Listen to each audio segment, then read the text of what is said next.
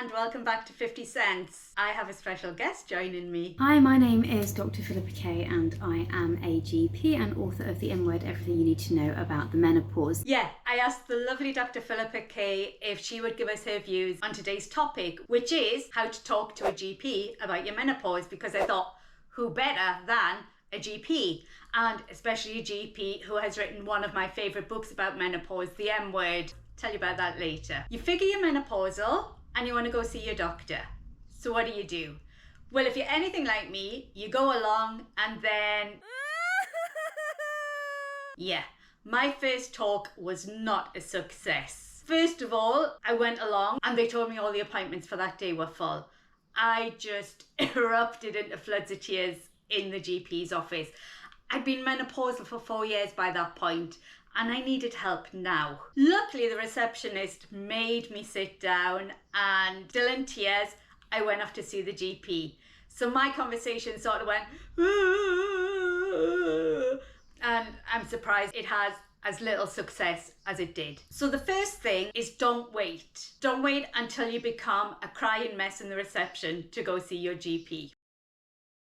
One of the most commonly asked questions that I'm asked all the time is, how do I know if I'm bad enough to see a GP in the first place? And the answer to that is really simple. If it bothers you, then as your doctor, it bothers me. And so if you have a symptom, whatever it might be, and it is causing you concern, it's impacting your life, or you're worried about it, then it's time to see your GP. You don't have to put up with it, and you don't have to suffer alone. There is help available out there. Second one, be prepared. Do your homework.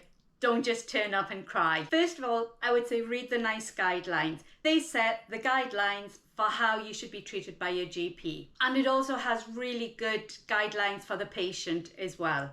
So you'll find an explanation of what is menopause, tells you what to expect from your GP. It explains all the different types of menopause. I also have a video on that, which I'll link to below, and tells you the current guidelines for all the different treatment options. HRT, lifestyle, all that. Print them out if you feel better and highlight the parts you find most relevant to you. It can also be really helpful if you potentially have written down your symptoms or written down at least your questions, because we only have a certain amount of time in a GP consultation, which is obviously limited, and so it can be useful to write down your questions as well as your symptoms in advance, because it can help us focus our appointment. There are various apps and websites where you can record your symptoms, and actually that might be useful to do in both initially and then over the next period of time, potentially if you have treatment, to see whether or not something is still bothering you or getting better or getting worse. And that can be really useful because actually it can be quite difficult to remember what is going on. Positivity has a symptom tracker that you can download, which has a list of the most common symptoms, and you can mark on how frequently you're getting and how much they're troubling you as well. Also, talk to your family and friends. Ask them how you've seemed, if you've seemed a little moodier or more emotional than usual. They can often see things that you can't. Yeah, you might be like me and they'll just go, you're just emotional anyway.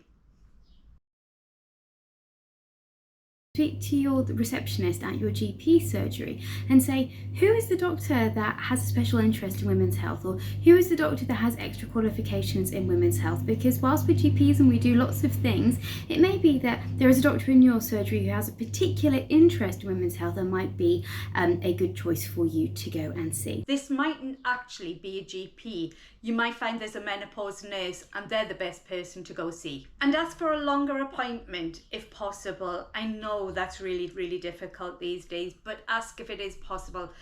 Say you've got a lot to talk about and you would just like a little bit more time to do it. If you'd like to see more videos like this and be notified the moment I release the next one, make sure you hit the subscribe button. And also take someone with you, a partner or a friend or your mum. Quite often we get overwhelmed with what we've heard, so it's good to have somebody there for an extra pair of ears, and also they might learn something. Positivity has a list of some questions you might want to ask, but have a think about it. Go in knowing what you're lacking in knowledge and how you can find that out. This is the one thing I really regret, because I just went in fresh. Now I always have a game plan with me. There are some things your GP should do. They should talk about your lifestyle and longer term health, because menopause isn't just a short period of your life. It is the start of the next period of your life. It is the start of you getting older. I mean, we're all getting older, I know that. But menopause is your last chance saloon for getting your health ready while you can. I call it future-proofing. It's why I go to the gym and why I'm trying to look after what I eat and drink. Not always successfully, I admit. They should offer HRT or other forms of treatment if HRT isn't right for you. HRT isn't right for everybody, remember that. And also, you might just not want HRT. Don't go in with a closed-off mind. If you've done all your research and done all your preparation, then you can have a discussion. Look at it as working with your GP so you can do what's best for you and have a better menopause. It's also potentially useful actually for you to write down the answers or to ask for some information leaflets as well, because when we go to the doctors and often we're a little bit anxious about doing that, it can be difficult to remember. I love the idea of writing it down as well. I'd never thought about that till Dr. Phillipa said it. I think that's a brilliant idea. If you have any tips about what worked with you going to the doctor, please leave them in the comments below because they'll really help other people. Don't forget to hit the subscribe button so you don't miss out on future episodes and you get notified as soon as a new video comes out. And if you want to find out more about Dr. Phillipa's fantastic book, watch this video.